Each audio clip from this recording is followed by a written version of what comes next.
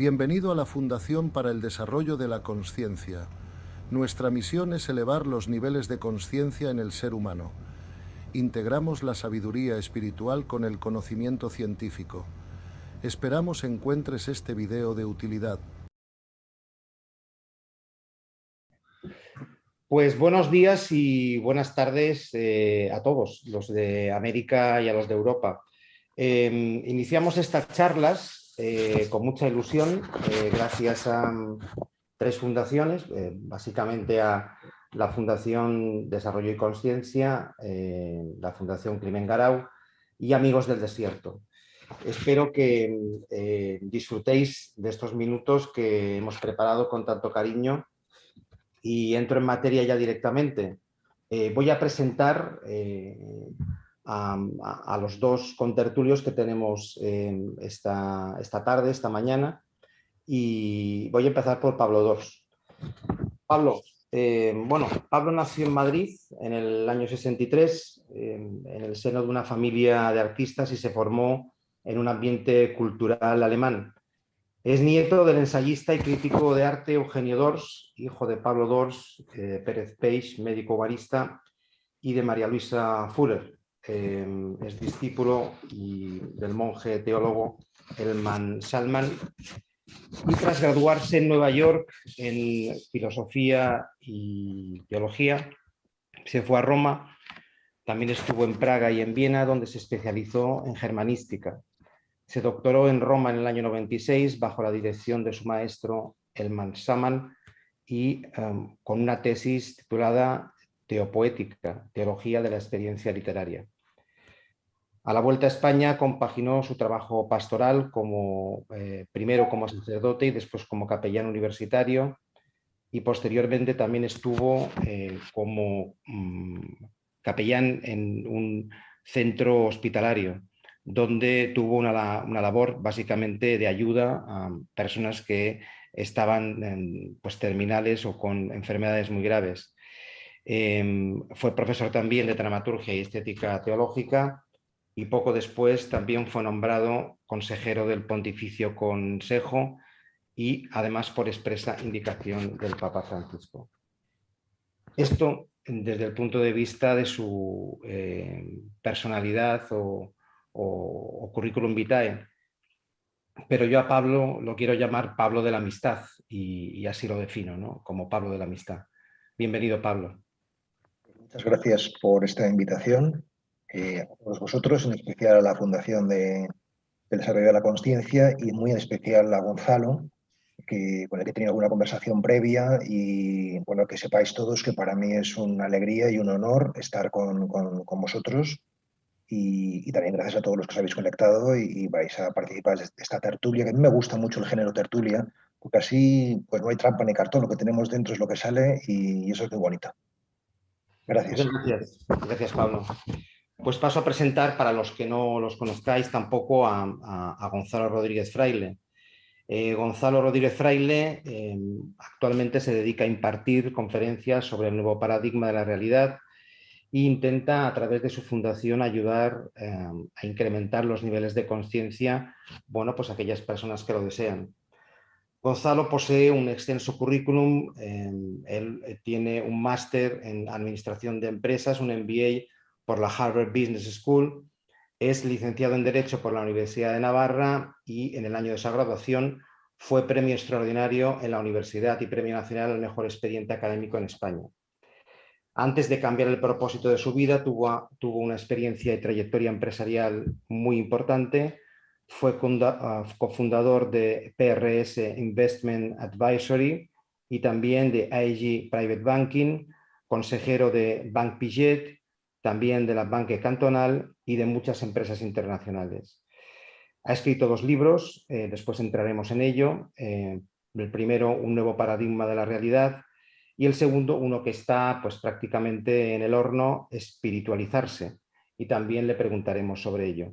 Pero la palabra que para mí mejor define a Gonzalo es amigo, y muchas gracias, amigo, por atendernos y por estar aquí. Muchas gracias, Tomeu, y sobre todo muchas gracias a Pablo por por facilitar este diálogo que seguro va a ser interesantísimo para todas las personas de nuestra fundación o de las vuestras que estén escuchando. Pues si me permitís empezamos la charla. Pablo, la primera pregunta que me viene a la cabeza es, explícanos un poquito qué es Amigos del Desierto, de dónde viene Pablo, si Pablo viene del desierto o viene de la muchedumbre, y qué es esto de escribir tantos libros y tener tanta fama a nivel literario, ¿no? Porque, como sabéis, pues ha escrito Biografía del Silencio, un libro que para mí me encanta, y el último, Biografía de la Luz, que recomiendo encarecidamente. Pero, ¿de dónde viene todo esto de luz y silencio, Pablo? Bueno, son muchas cosas, ¿no? Empezaré por Amigos del Desierto. Amigos del Desierto es una asociación que nace en el 2014 y su propósito es la profundización y la difusión del patrimonio contemplativo. Esto nace, Amigos del Desierto nace fundamentalmente de dos fuentes, ¿no? Tiene un padre y una madre, ¿no? La madre, podríamos decir que es el éxito existencial que tiene el libro Biografía del Silencio que has mencionado. Centenares de personas me escriben después de la lectura de ese libro para decirme que querían que les enseñara a meditar. Y bueno, pues yo monté un retiro un fin de semana de mayo de 2014 pensando que con un retiro la cosa estaría cubierta, pero que va, ahí empezó a nacer pues lo que es la asociación, ¿no? Esa sería la madre, por así decir, y el padre fue mi encuentro con Franz Jalix, que es un jesuita que ha fallecido hace poco, en febrero, el 13 de febrero de este mismo año, nonagenario, a que yo considero mi maestro espiritual. Y bueno, pues mi encuentro con él fue muy fecundo y yo creo que de ahí nace también esta asociación que de alguna manera pretende desde la cepa cristiana a la que yo pertenezco, pues enseñar a hacer a la práctica meditativa, ¿no? Nuestro legado es una práctica que es el sentarse en silencio y en quietud, ¿no? Bien, ¿de dónde viene Pablo?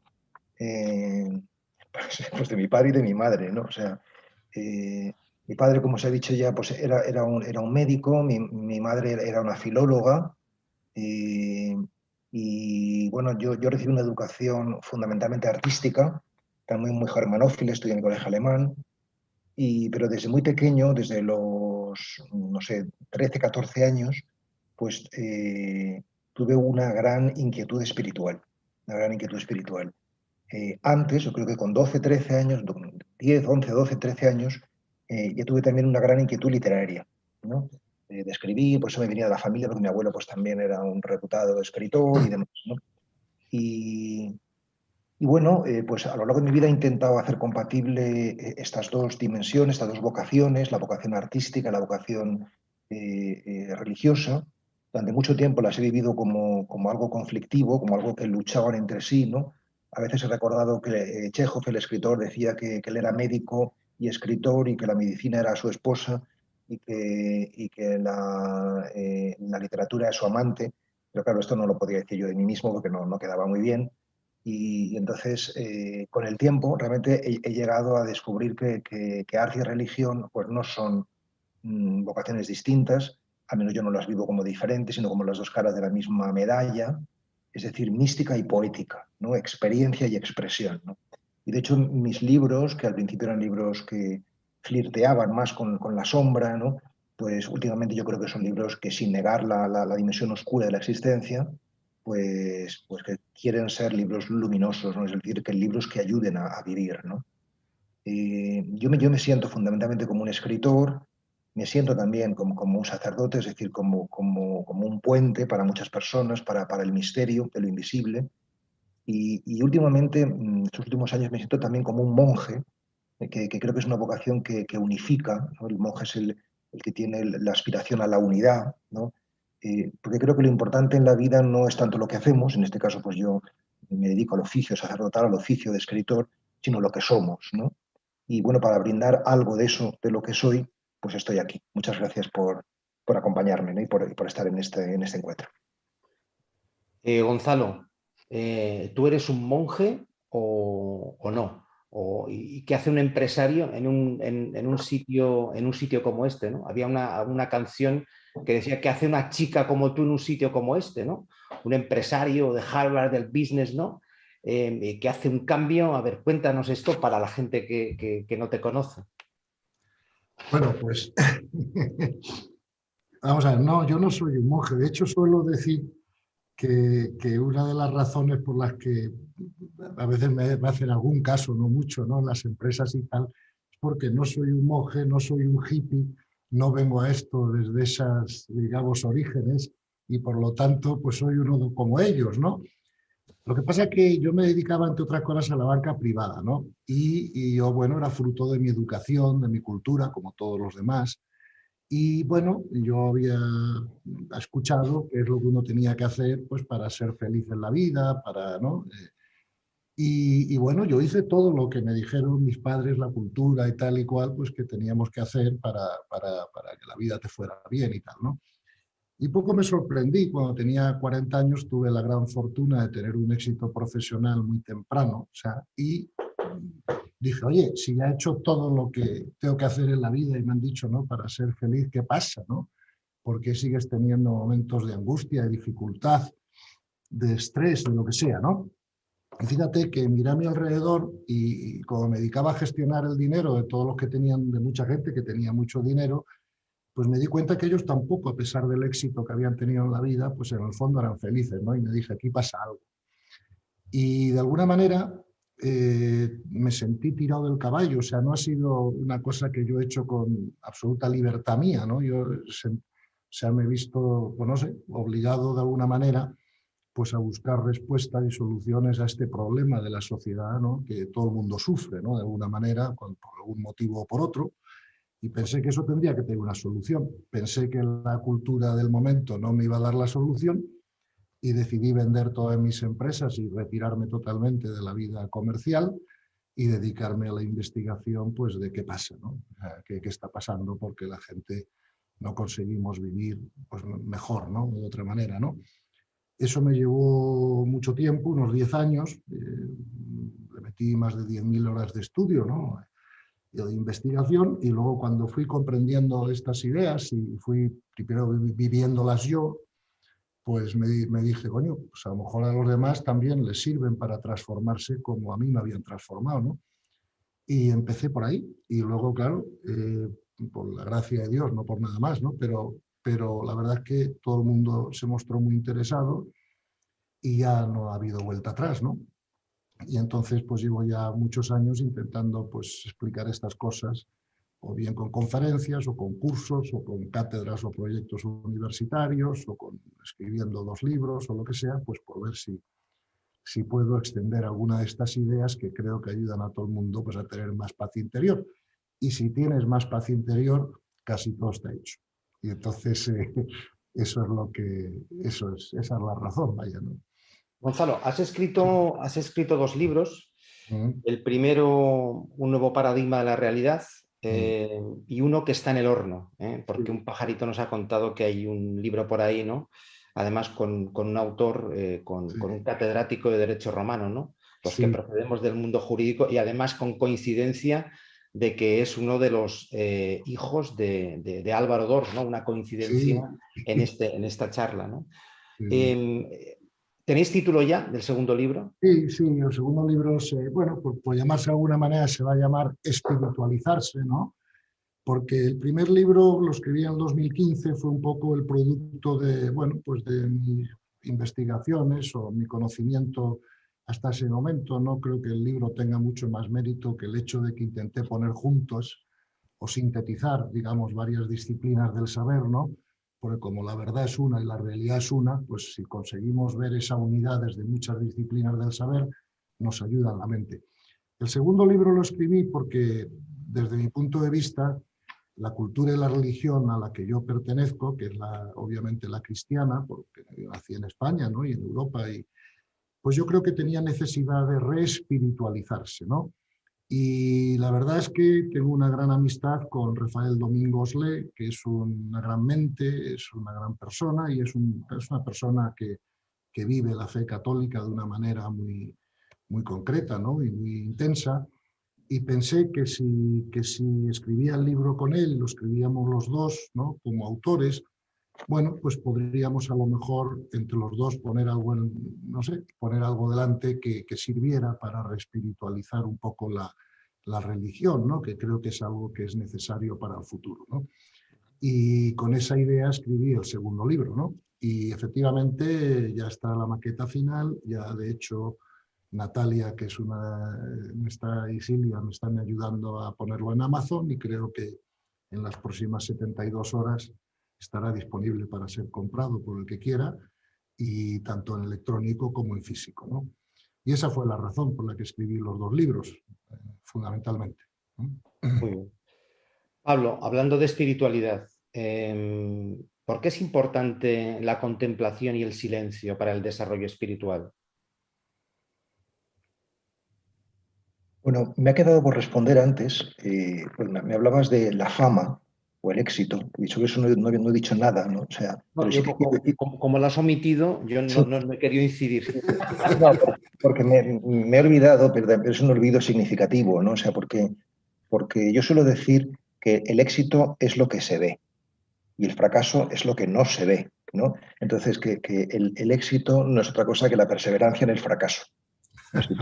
Si tú perseveras mucho, ¿no? Esta es la experiencia, por ejemplo, del escritor. O sea, el escritor lo que se encuentra diariamente cuando se pone ante el papel en blanco es con su propia estupidez, ¿no? Es decir, que lo que dice, lo que escribe no tiene mucho valor, ¿no? Pero si perseveras, si soportas la imagen de lo estúpido que eres, pues de vez en cuando sale una frase auténtica, luminosa, y esa la publicas, ¿no? O sea, y yo creo que el éxito, bueno, como queramos llamarlo, pero yo creo que se debe fundamentalmente a la obstinación, que por cierto era una virtud que Hermann Hesse pues decía que era fundamental para él y para mí también lo es, ¿no? Soy un tipo bastante obstinado, ¿no? Y luego, antes de responder a esto de la contemplación en silencio, que son preguntas, claro, amplísimas, ¿no? Pero quiero dar la enhorabuena a Gonzalo por este libro de espiritualizarse, y cuyo propósito es, según he entendido, buscar la espiritualización de la religión, porque la religión que no es espiritual, en el mejor de los casos se queda en cultura y en el peor de los casos se pasa a ser mero folclore o ritualismo vacío, ¿no? De tal manera que yo sí que creo que esta es una necesidad primordial, espiritualizarlo todo, pero sobre todo la religión que se ha inventado precisamente para ser cauce de espiritualidad, ¿no? Bueno, para explicar que el tema del silencio y la contemplación al que me estás preguntando, pues yo diría que espiritualidad y silencio prácticamente son la misma cosa. Es decir, ¿qué es lo que hace que algo sea espiritual? Que exista silencio. O sea, esta misma conversación, lo que hace que pueda ser espiritual es que haya silencios entre una intervención y la otra, que no hablemos largando palabras sin más. ¿Por qué? Porque el silencio es la cortesía hacia el otro. Le das la posibilidad de que el otro reciba, ¿no? Si todo son palabras y no hay silencio que posibilite esta acogida, pues eso no es comunicación, sino que es manipulación, ¿no? Entonces, al darle la posibilidad de acogida, se genera esa dinámica de dar y recibir, de acogida y donación. Esa dinámica es lo espiritual, ¿no? Pero el silencio es lo que la posibilita, ¿no? Es decir, que las fuentes del trabajo espiritual, a mi manera de entender, son fundamentalmente tres, que son el silencio, la palabra y el cuerpo, ¿no? Entonces, el silencio del cuerpo es la quietud, por ejemplo, y eso es lo que practicamos cuando meditamos, ¿no? El silencio en la palabra es el respeto al otro. Y bueno, la práctica del silencio es lo que llamamos la meditación, ¿no? En un contexto religioso o cristiano, a la práctica de la meditación la llamamos contemplación, que es lo que tú me estabas preguntando, ¿no? Meditar significa peregrinar al propio centro. La palabra meditatio significa estar en medium, permanecer en el centro. La palabra contemplatio, contemplar, es peregrinar al propio templo, ¿no? Es decir, quienes tenemos fe, quienes somos creyentes, pensamos, sentimos, experimentamos que nuestro centro es un templo. Es decir, que de alguna manera estamos habitados, ¿no? Y que eso que nos habita es lo que se llama en la mística de San Juan de la Cruz el huésped del alma, ¿no? Y entonces, bueno, pues contemplar es guardar o mirar a ese huésped, ¿no? Entrar respetuosamente, amorosamente en ese templo interior, ¿no? Evidentemente, siempre que hablamos de esto, tenemos que hacerlo necesariamente de manera metafórica, porque ahora estamos hablando de algo inasible, de algo invisible, de algo intangible, ¿no? Y de algo inefable, y por tanto el lenguaje más adecuado es el de la poesía, ¿no? Pero por ahí iría, ¿no? O sea, el silencio es aquello que posibilita que todo sea, ¿no? Por tanto, el marco del ser, ¿no? O la escuela para el ser, ¿no? Y la contemplación es ese ejercicio para entrar en el misterio, ¿no? Gonzalo, ¿tú crees que debemos acompañar de esta contemplación que explica Pablo a través de la aceptación para alcanzar una paz interior? Sí, mira, yo insisto mucho en eso.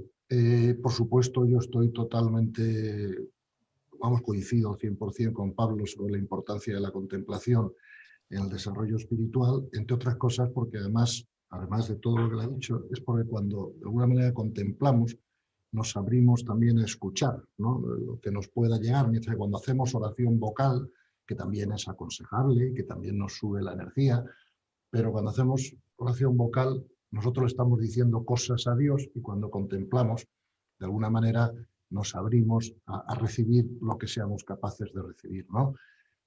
¿Qué pasa? Que, en mi opinión, si acompañamos la contemplación con el otro pilar fundamental, que es la aceptación de la voluntad de Dios, pues entonces creo que estamos yendo a la unión con Dios en avión en vez de en bicicleta, ¿no?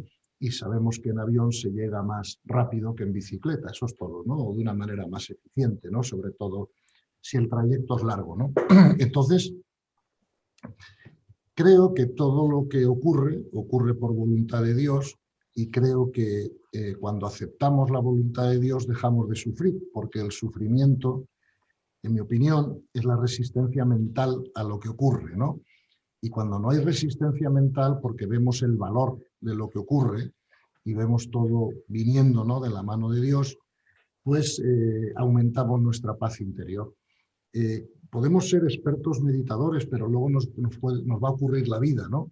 Y cómo comprendamos lo que ocurra en la vida va a tener un gran impacto sobre nuestra paz interior. Tenemos que comprender, cuando hablamos de aceptación, que la aceptación no significa aprobación. O sea, ninguno de nosotros aprobamos Auschwitz, seguramente, ¿no? Y tampoco significa pasividad ni inactividad.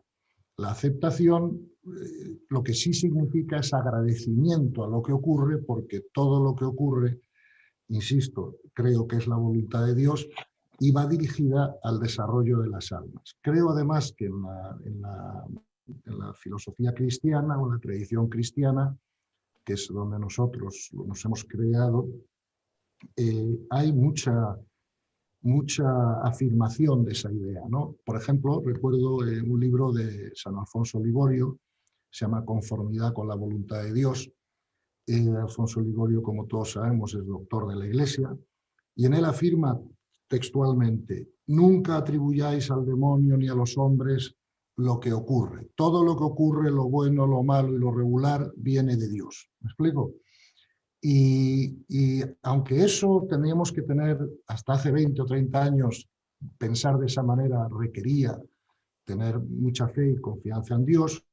Sin embargo, hoy creo que el contexto mental, del que luego supongo hablaremos algo, ¿no?, que está creando la ciencia moderna, la física cuántica y otras disciplinas del saber, nos pueden ayudar a comprender racionalmente, o sea, sin necesidad de tener tanto nivel de consciencia, que esto es así, ¿no?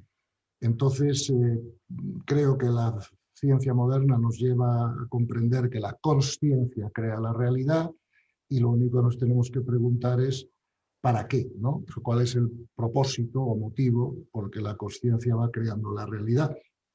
Y tenemos en el Evangelio, por ejemplo, que Jesús dice que vendrán guerras o tribulaciones o desastres, en fin, pero que no nos perturbemos porque son necesarias. Y son necesarias para el desarrollo del alma. Y termino la respuesta diciéndote que otro padre de la Iglesia, Basilio de Cesarea, también conocido como Basilio el Magno, tiene una frase textual donde también dice: la tierra es una escuela de almas, ¿no? Por lo tanto, si nosotros nos acostumbramos a aceptar la voluntad de Dios, que es lo mismo que aceptar la realidad, porque claro, el problema que tiene mucha gente es que dice: sí, sí, yo estoy dispuesto a aceptar la voluntad de Dios, pero como no me llama por teléfono para decirme cuál es, pues no sé qué aceptar, ¿no? Entonces ahora ya no nos hace falta la llamada telefónica, ¿me explico? Ya sabemos que lo que ocurre es la voluntad de Dios. Y eso respondería a la pregunta tantas veces sin respuesta que hemos tenido tantos años de por qué le pasan cosas malas a gente buena, ¿no? Y la respuesta a esa pregunta, en mi opinión, es que nunca le pasa nada malo a la gente buena si por algo malo entendemos algo malo para el alma, ¿no? Fíjate que Tomás Moro, antes de ser decapitado, escribió una carta a su hija y le dice: a mí no me puede ocurrir nada que Dios no quiera. Y si Dios quiere que ocurra, será lo mejor para mí. Supongo que él se refería que era lo mejor para su alma, no para su cuello, claro, ¿no? Que fue decapitado 2 días después. Y entonces creo que si acompañamos la contemplación de la aceptación, es cuando llegamos muy rápidamente a la paz interior. Si llegamos rápidamente a la paz interior, elevamos nuestra vibración, se aclara la mente y realmente aceleramos muchísimo, ¿no?, nuestro proceso de desarrollo espiritual, que es lo mismo que decir nuestro proceso de unión con Dios.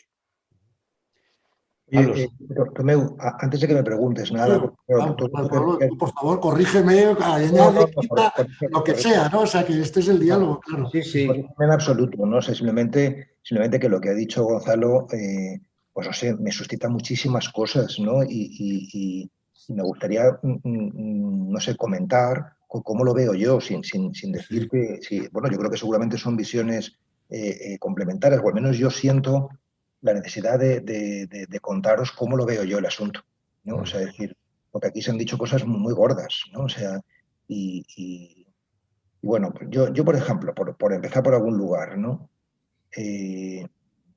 Tal y como yo lo veo, pero mi visión es totalmente discutible, ¿no? Pero tal y como yo lo veo, más que la contemplación y la aceptación como ambas cosas que tienen que ir a la par, no sé, yo lo que veo, lo que siento, es que la aceptación de lo que se llama la voluntad de Dios es más bien como un fruto de la contemplación. Es a lo que se llega, pero no es un punto de partida, ¿no? O sea, sino más bien un punto de llegada. Esto es lo que yo siento, ¿no? O sea, me genera un poquito de perplejidad, o sea, porque me parecen palabras muy gordas, muy gruesas, ¿no? O sea, decir que cuando aceptamos la voluntad de Dios ya no hay sufrimiento.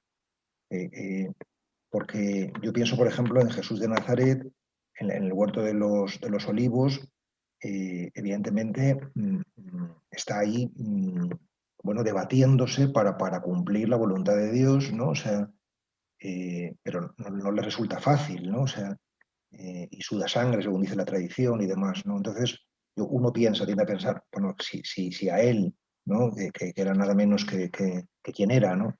Pues un grandísimo maestro y el Señor, ¿no?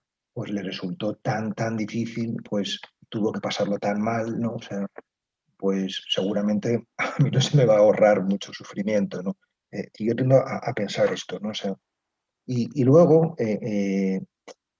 yo también veo muy importante que es verdad que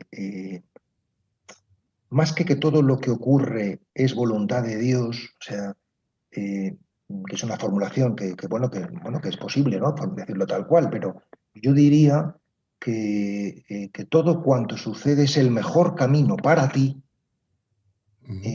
para ir a Dios, ¿no? O sea, pero es muy importante entender ese para ti, ¿no? Por una parte, ¿no? O sea, y por la otra, entender que decir que todo está bien, no significa sancionar lo que hay, sino como decir, esto es bueno. No.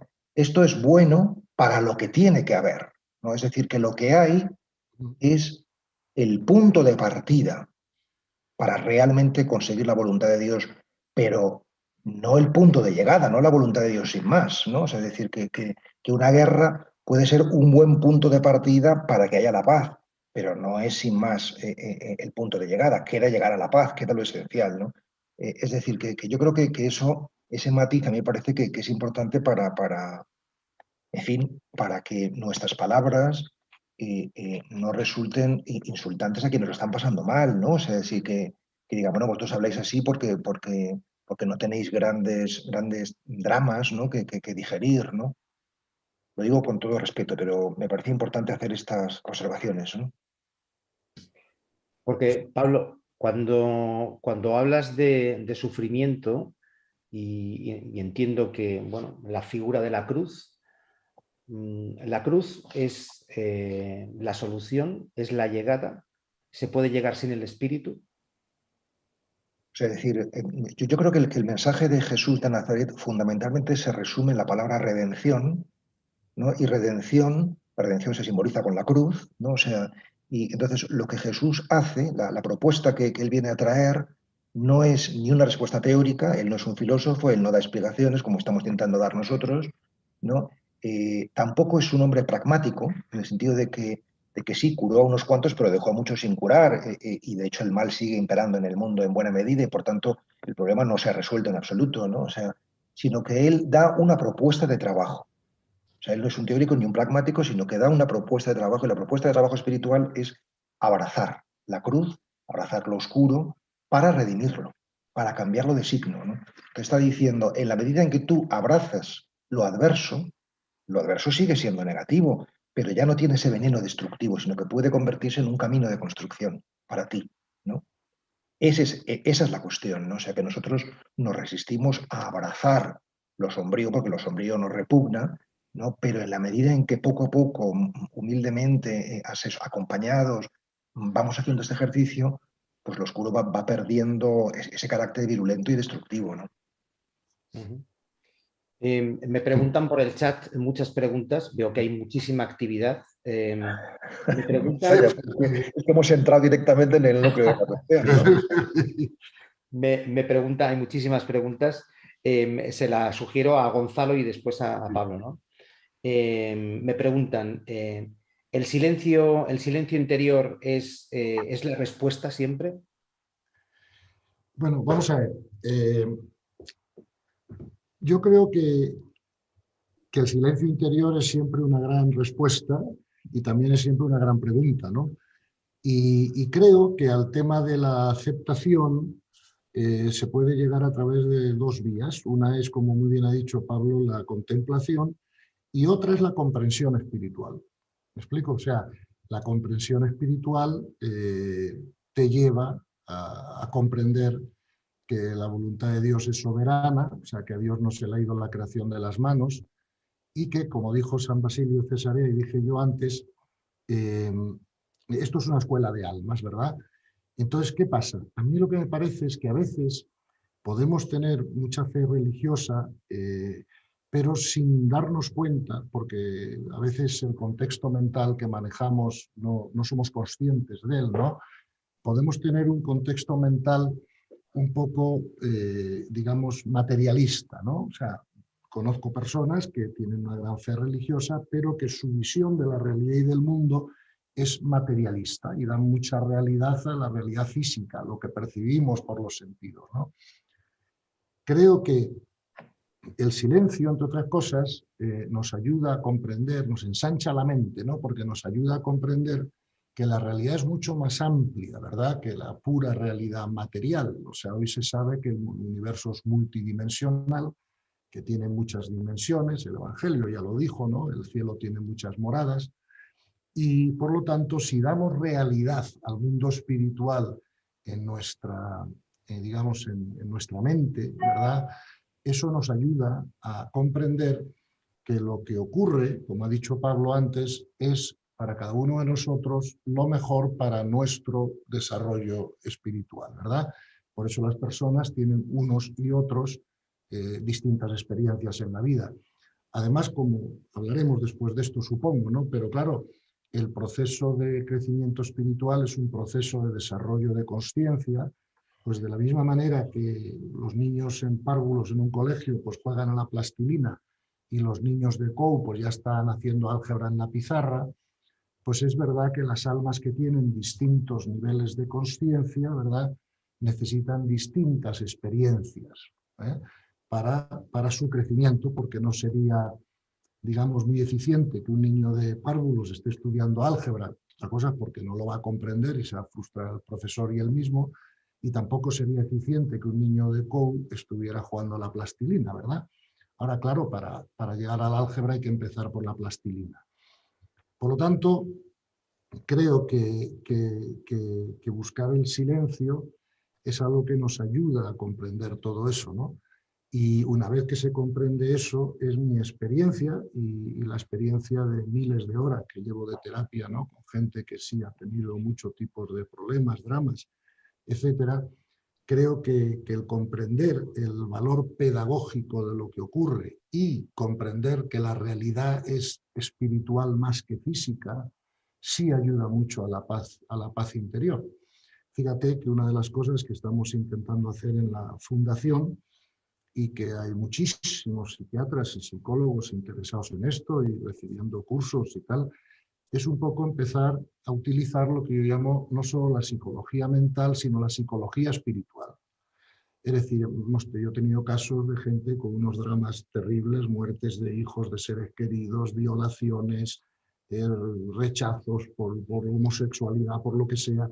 Pero claro, cuando comprenden el valor pedagógico de todo eso para su alma, es cuando entonces ellos pueden enfocar desde más paz interior esas experiencias que están ocurriendo y las pueden aprovechar mejor, ¿verdad? Entonces, por eso creo o sea, yo puse cómo funciona esto de la siguiente manera. Una vez conté una anécdota personal, que salió un bulto, ¿no?, en el brazo, y llamé al médico y me dice, uy, esto no me gusta, ven que te lo mire.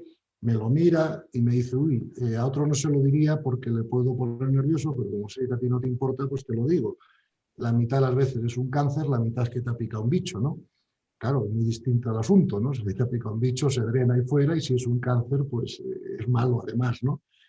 Y me dice, te voy a hacer una prueba y en 3 días tendrás los resultados. ¿Quieres que te recete algo para dormir bien estos 3 días hasta que llegue el resultado de la prueba? Pero me acuerdo que le digo, no, hijo, muchas gracias, no lo voy a necesitar porque voy a dormir como un niño, ¿no? O sea, ¿qué hizo mi mente? Mi mente hizo, mire usted, si tengo un cáncer, maravilloso. ¿Será que Dios ha pensado que necesito aprender algo, mi alma necesita aprender algo que sin el cáncer no aprendería? Pues fenomenal, yo estoy aquí para crecer, no estoy para otra cosa. Con lo cual, cuanto más pueda crecer, mejor. Ah, mira, y a lo mejor me voy antes para casa. Ah, pues qué maravilla. ¿Para qué quiero estar en un hotel de 2 estrellas cuando puedo estar en uno de 7, ¿no?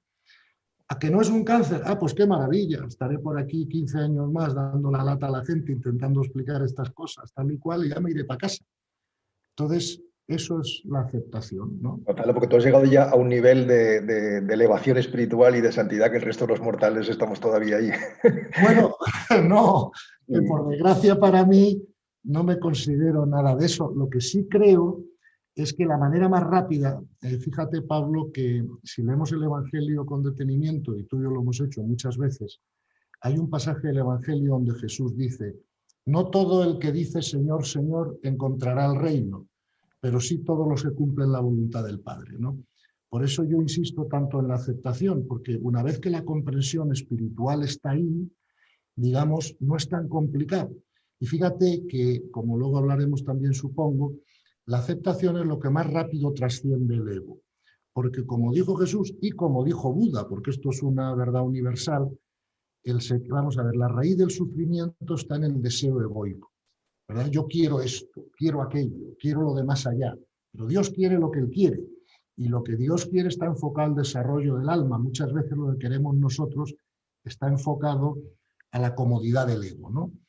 El ego tiene 3 necesidades básicas, como todos sabemos, que son la necesidad de seguridad, física, emocional, económica, lo que sea, la necesidad de control de lo externo para que esté como nos guste a nosotros, que mis hijos no los echen del colegio, que, en fin, lo que sea, ¿no?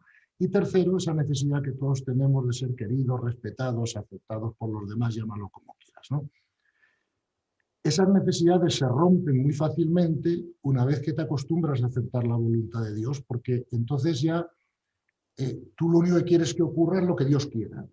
Tú haces lo mejor que puedas con eso. Y evidentemente lo que ocurre, como muy bien ha dicho Pablo, no siempre es evidentemente lo que está alineado con el amor, pero sí es lo que se necesita que ocurra para que las almas aprendan el amor, ¿no?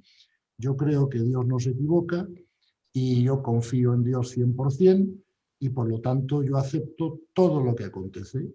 Eso sí, yo doy lo mejor de mí mismo para que las cosas sean lo mejor posible, pero dejo los resultados en manos de Dios.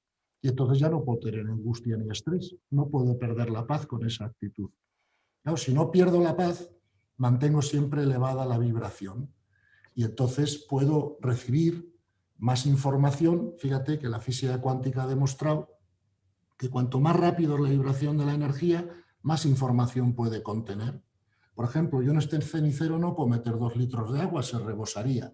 Si quiero meter 2 litros de agua, tengo que hacer más grande el recipiente.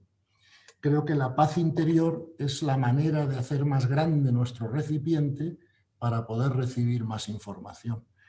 Creo que con una cierta práctica contemplativa y sobre todo con una suficiente comprensión espiritual, pues aceptar la voluntad de Dios están descubriendo muchas personas que no es tan complicado como parece, ¿no? Pero eso sí, claro, hay que comprenderlo antes muy profundamente y contestar distinto a las 2 preguntas importantes de la filosofía, ¿no? ¿Quién soy yo y para qué estoy aquí? Claro, yo no soy un ser físico con una capacidad de trascendencia. Yo lo que soy es un ser espiritual que viene a hacer un curso físico, ¿no? Para aumentar mi comprensión del amor. Y segundo, ¿para qué estoy aquí? Para crecer espiritualmente, no para ganar un torneo de tenis o para ser el mejor empresario. Si eso me ayuda a crecer espiritualmente, fenomenal. Pero si no, como dice el Evangelio, arráncatelo, ¿no? Nosotros venimos aquí, somos almas más que cuerpos, mi opinión, y venimos aquí a crecer como almas.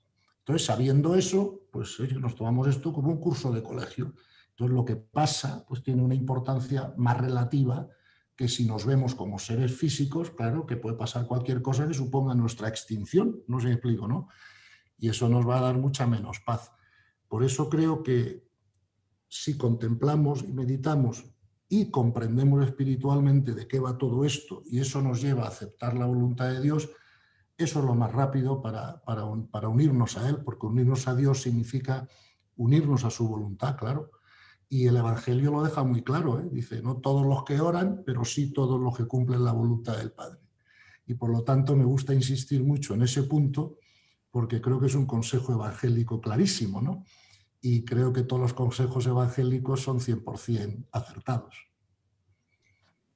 Siguiendo con las palabras de Gonzalo, me viene a la cabeza, Pablo, de la Divina Comedia: para subir al cielo tendrás que pasar por las puertas del infierno.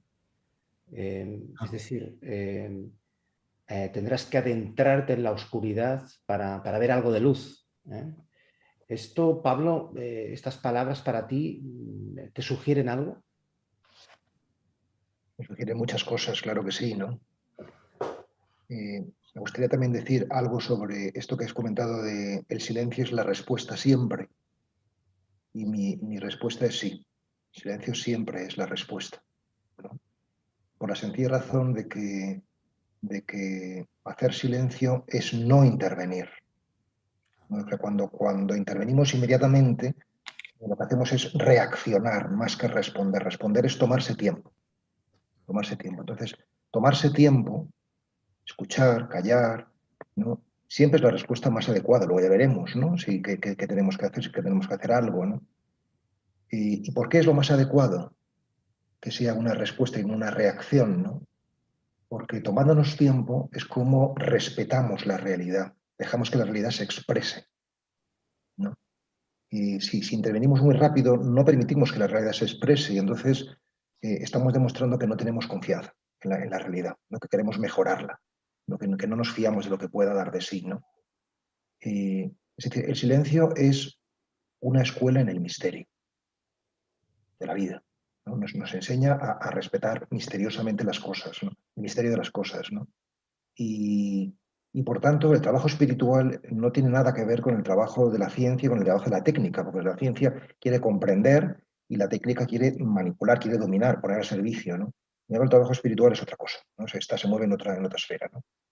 ¿Y en cuál es la esfera? Pues ahora yo aterrizo en lo que tú me has preguntado, ¿no? O sea, decir, la esfera en la que se mueve es que en este mundo en el que estamos, pues nos encontramos con lo oscuro. Nos encontramos con esas puertas del infierno que tú mencionabas citando a Dante, o con esa tiniebla, ¿no? Con esa noche oscura, con esa dificultad, ¿no? La sombra es una luz que todavía no lo sabe. Esta es una frase que escribí en mi biografía de la luz y me gusta mucho, y por eso la he citado aquí, ¿no? La sombra es una luz que todavía no lo sabe, ¿no? O también podríamos formularlo de otra manera, ¿no? Y es que el secreto del oscuro es la luz. Es decir, que el oscuro no tiene, lo negativo, el mal, como queramos decirlo, no tiene una consistencia última o tan honda o tan radical como lo tiene la luz, ¿no?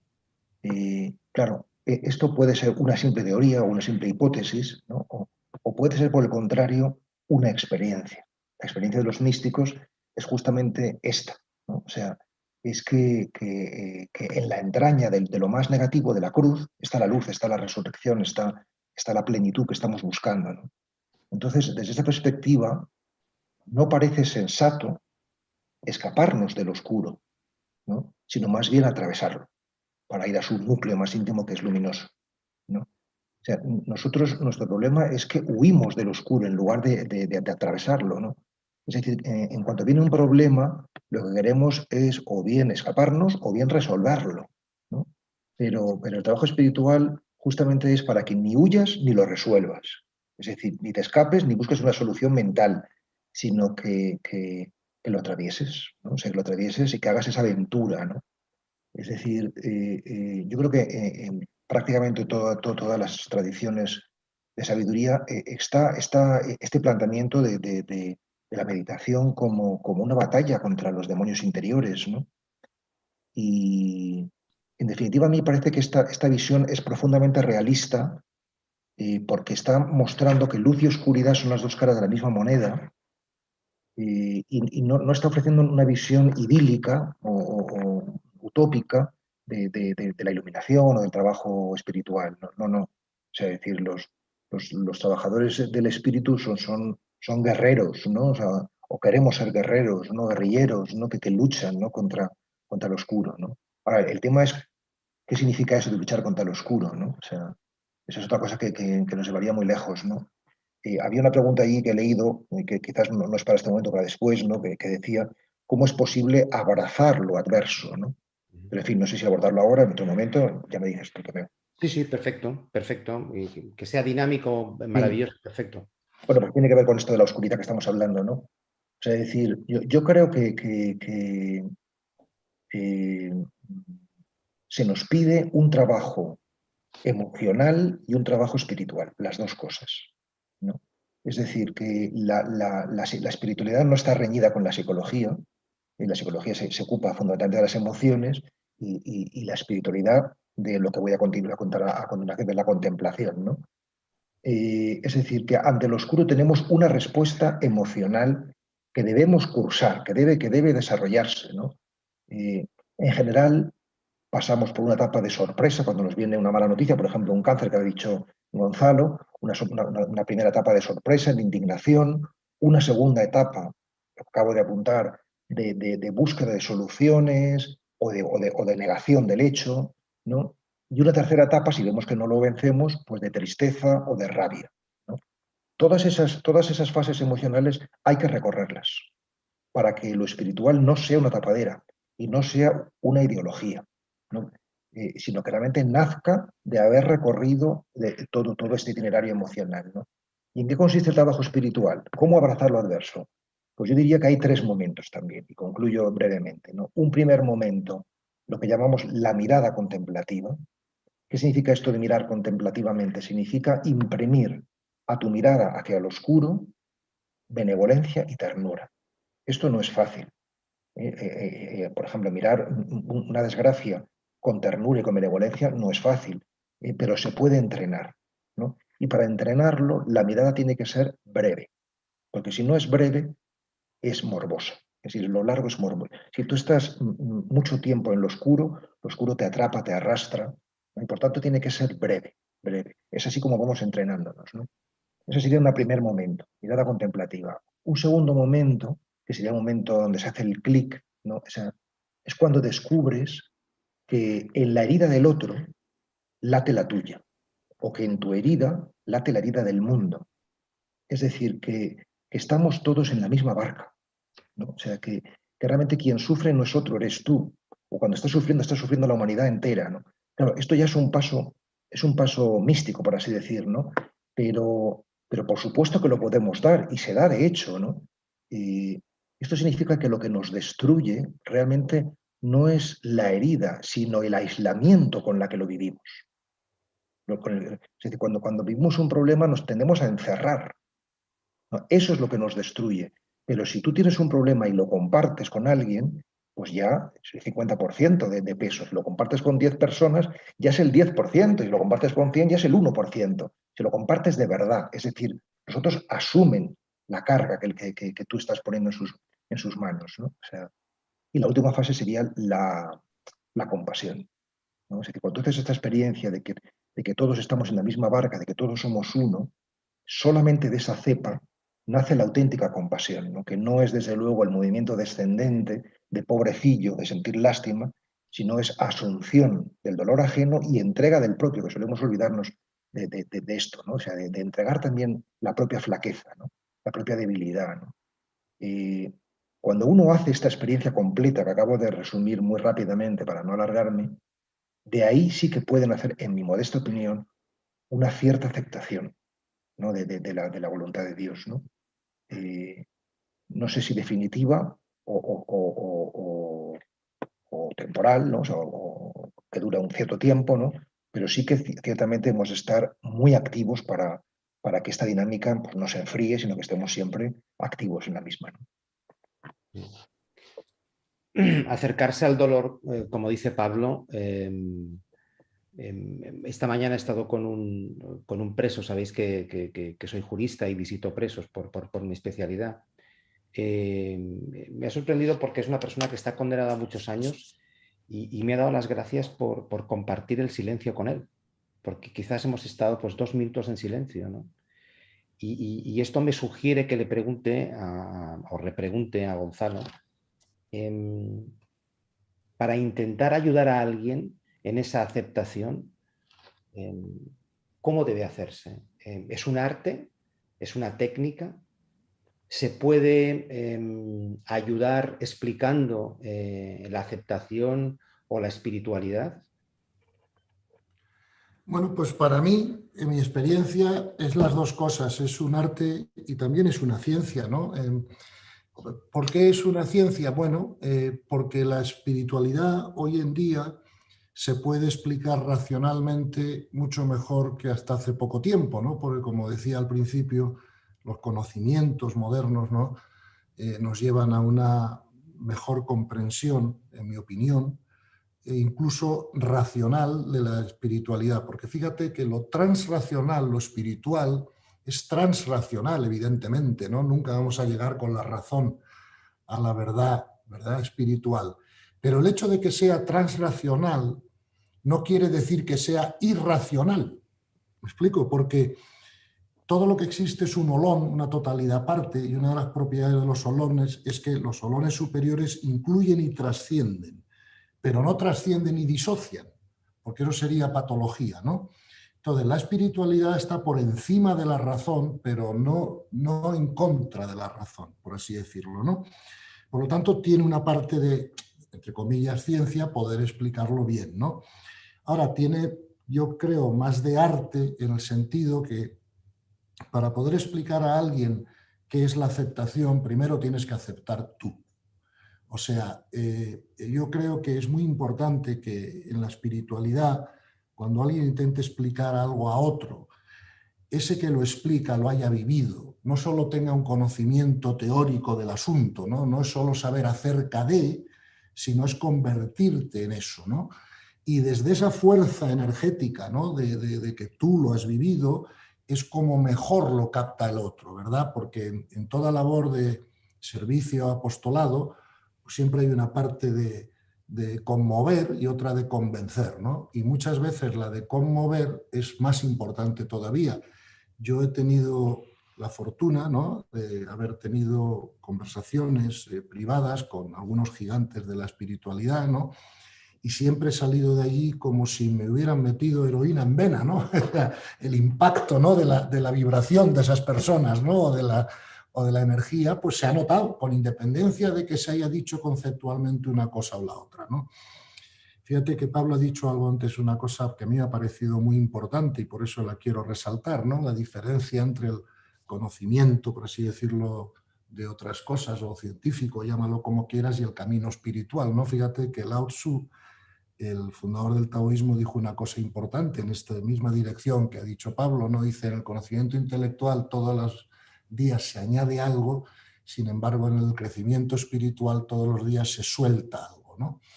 Entonces es evidentemente diferente, ¿no? Y por eso es parte ciencia y parte arte. Ahora bien, la explicación de la aceptación de la voluntad de Dios puede ser algo que se puede hacer de una manera bastante lógica. Es decir, si Dios existe, Dios es Dios y es omnipotente y es amor. ¿Me explico? Si partimos de la existencia de Dios, pues Dios ama todo lo creado. Y si Dios ama todo lo creado, yo tengo que amar todo lo creado porque yo tengo que unirme con Dios en mi crecimiento espiritual. Y cuando Dios ha creado lo que ha creado, aquí lo tenemos, ¿no? Y como ha dicho muy bien Pablo, pues tiene zonas todavía de luz y de oscuridad porque estamos en el colegio subiendo, ¿no? Y me encantó leer cuando estuve leyendo el libro de Pablo de la biografía del segundo, ¿no?, la biografía de la luz. Precisamente Pablo tiene un párrafo que nunca se me ha olvidado, o sea, no lo voy a decir a lo mejor con las mismas palabras, pero en definitiva es la misma idea. Si de alguna manera nosotros amamos lo que es más oscuro, y por oscuro llamo lo que no está alineado con el amor, de alguna manera ayudamos a desactivarlo. Y desde luego desactivamos los efectos que pueda tener para nosotros. Y por eso Jesús en el Evangelio creo que nos aconseja que más que luchar contra el mal, lo ahoguemos en abundancia de bien.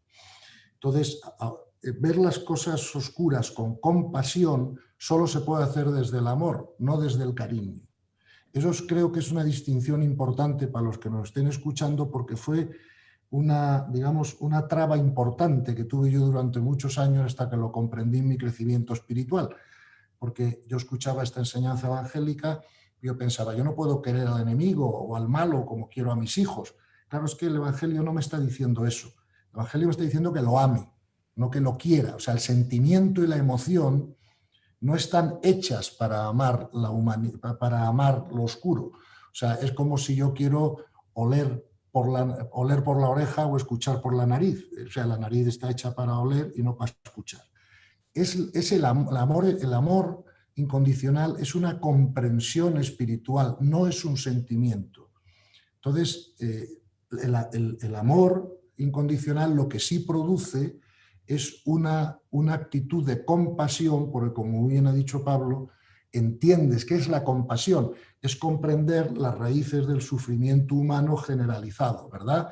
Y acompañarlo y sanarlo en la manera que podamos, pero que no se sorprenda a la gente cuando no pueda generar un sentimiento de cariño, digamos, por lo oscuro, ¿verdad? Porque es que el cariño no está hecho para eso. Y creo que comprender la diferencia entre el amor y el cariño egoico es una comprensión, en mi opinión, clave para la paz interior y para el crecimiento espiritual. Porque, por ejemplo, incluso en nuestra tradición cristiana, todos hemos oído hablar de la idea de la santa indiferencia, ¿verdad? Idea que no me gusta mucho expresada así, porque la santa indiferencia no tiene nada que ver con la indiferencia, nada que ver. Yo me gusta más llamarla metasensibilidad o transsensibilidad que santa indiferencia. Y creo que el desarrollo espiritual, como siempre hemos explicado, va de la insensibilidad, que es lo más básico, no me importa el sufrimiento ajeno, pasando por la sensibilidad, sufro con el sufrimiento de todos, pero entonces, claro, al sufrir yo, pierdo paz, pierdo vibración, pierdo, por lo tanto, capacidad de servicio.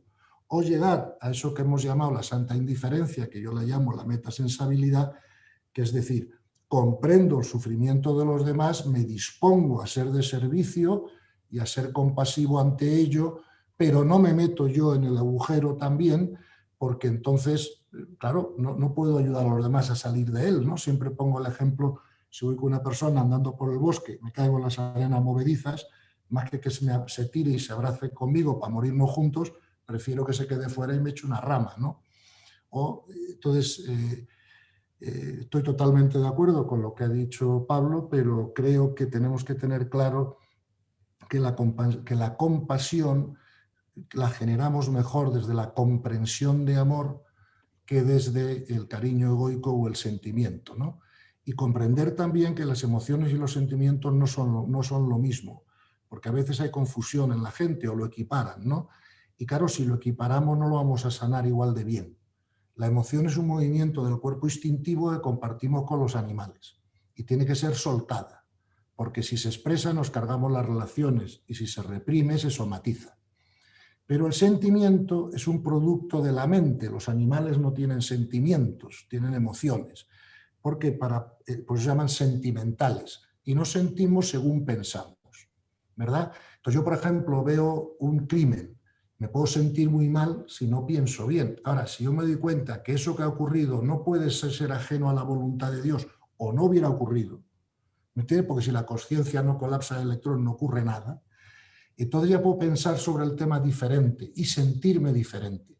Sigo sin aprobarlo, sigo sin cooperar con ello, pero comprendo el valor pedagógico que tiene. Entonces eso me hace sentirme mejor que si no lo comprendo. Por lo tanto, si quiero sanar mis sentimientos negativos, debo acostumbrarme a pensar diferente sobre los eventos o las personas que los causan. Y de esto podríamos poner muchos ejemplos y se ve muy claro, ¿no? Entonces, el crecimiento espiritual, la aceptación de la voluntad de Dios, uno de los efectos colaterales que produce al que lo ha experimentado es que se produce rápidamente un gran aquietamiento de esos cuerpos inferiores, ¿no? Sin luchar contra ellos directamente, ¿verdad? Yo muchas veces le digo a la gente que quiere tener más paz, le digo, mira, más que luchar contra tu emoción negativa, contra tu sentimiento negativo, déjalos quietos, tranquilo. Aumenta tu comprensión espiritual y ya verás como por arte de magia se van aquietando, como se diluye el azúcar en un café, ¿verdad? Y entonces la lucha se hace más eficiente en el sentido de que te concentras más en crecer y dejar que ese crecimiento, ese aumento de la paz, ese aumento de tu vibración interna, de alguna manera vaya aquietando los cuerpos inferiores, de manera que tú casi ni te enteras. O sea que es una cosa que se produce automáticamente y todos los que lo hemos experimentado lo podemos. A mí me gusta mucho esto que has dicho, Gonzalo, de que la mejor manera de combatir contra el oscuro es encender una luz. Está claro, casi de sencillo, claro. Es sencillo, ¿no? O sea, y luego también es verdad que también quiero decir, o sea, que todas estas explicaciones que estamos intentando dar están bien, en mi opinión, en este contexto, ¿no? Pero que realmente cuando estamos con el sufriente, cuando pasa mal, yo creo que lo más sensato es hablar cuanto menos mejor, no dar demasiadas explicaciones, y en cambio sí que hay una presencia afectuosa. Contagiarle una alta vibración, claro, que eso le sana, porque la energía es más contagiosa que la gripe, en mi opinión. Yo recuerdo cuando yo estaba de capellán en un hospital, que entraba en una habitación donde había un moribundo, un terminal, como se dice ahora, por huir de la palabra muerte, y entonces a veces me decían, dígale algo, padre, dígale algo, ¿no? O díganos algo, ¿no?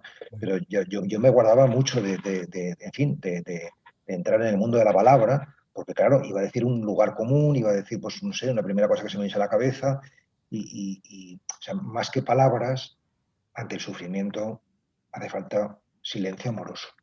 Evidentemente la palabra tiene que brotar, pero tiene que brotar también, pero de ese silencio, no puede ser lo primero, ¿no? Porque si no, casi siempre es inoportuna y a veces incluso perjudicial, ¿eh? Totalmente de acuerdo, totalmente de acuerdo. Pablo, cuando tú tienes una persona que está sufriendo mucho, ¿cómo no ofender con las palabras? Y yo procuro hablar poco cuando tengo una persona que sufre mucho, porque sé que entonces voy a meter la pata, ¿no? Yo siempre he dicho que el cargo de capellán hospitalario a mí me quedaba muy grande. O sea, yo creo que era demasiado joven o cuando me tocó desempeñarlo. O sea, que creo que las únicas palabras que son pertinentes, espiritualmente hablando, son aquellas que nacen del silencio y que abren a otro silencio. ¿No? Es decir, que si algo de lo que decimos en esta conversación suscita en quien nos escucha el deseo de entrar en eso, de profundizar en eso, de reflexionar sobre eso, eso es un buen signo, ¿no? Es decir, que la propia palabra despierta el deseo de búsqueda, de creatividad propia, ¿no? Eso es un buen criterio, ¿no?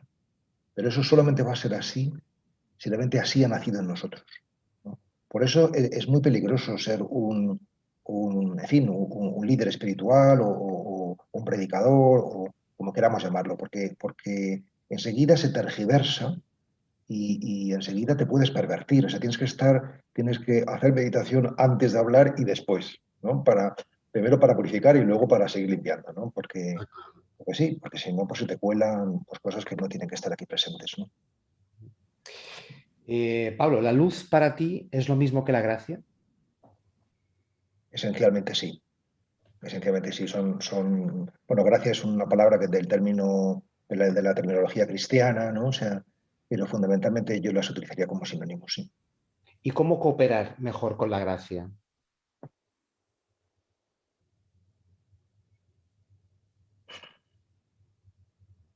Bueno, en eso estamos, ¿no? O por lo menos yo en eso quiero estar. Hay un trabajo de purificación del ego, ¿no? En realidad, para mí, la mejor manera que yo tengo, que yo he encontrado en mis 57 años para cooperar con la gracia, por utilizar esta expresión clásica del mundo católico, es hacer meditación, ¿no? O sea, ¿por qué? Porque en la meditación tu trabajo explícito es apartar el ego, ¿no? O sea, y entonces, porque tú estás centrado nada más en otras cosas para que no, el ego no te esté dando guerra, ¿no? Entonces, esa actitud que generamos cuando meditamos, que es una actitud de receptividad, de escucha, de no ego, ¿no? Es la que luego es la que luego posibilita la gracia, ¿no? O sea, y la que luego se va extendiendo en la vida ordinaria, ¿no? O sea, que si tú tienes esa actitud o logras tenerla en buena medida durante la sentada meditativa, a lo largo del resto de la jornada, va a haber también atisbos de esa actitud, ¿no? Más receptiva, menos egoica, más transparente, por así decir, más de canal, ¿no? Y esa es la mejor manera de contribuir. Sí, yo me gustaría también decir aquí que estoy 100% de acuerdo con Pablo. La mejor manera de cooperar con la gracia es neutralizar el ego. Es decir, el obstáculo a recibir más gracia es el ego. Y a mí me gusta visualizarlo. La sensación es que, bueno, salgo al jardín, si está haciendo sol, y claro, me va a dar el sol. Es inevitable que me dé el sol, salvo que me ponga un paraguas, ¿vale? Y que ese paraguas es ese ruido incesante de la mente que tenemos en el ego, de las emociones, de los sentimientos, de nuestra voluntad propia, de querer que las cosas sean como son, como nosotros queremos, como nos es cómodo, ¿no? Y así dificultamos el trabajo de Dios porque le ponemos interferencias. Creo que en la medida en que nosotros somos capaces de trascender el ego, y cuidado que en esto puede haber una cierta confusión, y me explico. Hay gente que piensa que trascender el ego es eliminar el ego, ¿no? Pero el ego no se puede eliminar, porque si yo eliminara el ego, me moriría físicamente. O sea, el ego es el conjunto de los tres cuerpos inferiores, el cuerpo físico, el cuerpo emocional y el cuerpo mental. Y por lo tanto, más que de eliminarlo, pues claro, nosotros necesitamos el ego para hacer esto que estamos haciendo ahora, por ejemplo, para hablar o para pensar secuencialmente, ¿vale? O para andar y movernos, ¿no? Yo, más que eliminarlo, tenemos que tener en cuenta que trascenderlo significa neutralizarlo, ¿vale? O sea, que el ego no sea el que rige nuestras vidas, sino que nuestro centro operativo sea un centro más alto, el que ese que tenemos en el cuarto cuerpo, que es el cuerpo espiritual, tradicionalmente llamado alma, ¿no? Y si aprendemos a operar desde ahí y ver la vida desde ahí y actuar desde ahí y no desde el ego, veremos que tenemos también mucho menos problemas. Por ejemplo, ¿hay algún alma que se pueda morir en un accidente de tráfico? ¿Hay algún alma que tenga cáncer? ¿Verdad? Esas cosas les pasan al ego, ¿no? Entonces, en la medida, que vamos subiendo nuestro nivel de conciencia y vamos desarrollándonos espiritualmente, vamos aprendiendo, que en mi opinión es lo que han conseguido hacer los místicos, ¿no?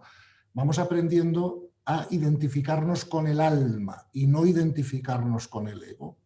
Y entonces el ego lo vemos como un objeto desde el alma, ¿verdad? El ego no soy yo, el ego es algo que yo tengo en este momento que estoy encarnado, pues para hacer un trabajo de crecimiento espiritual y para aprender el amor.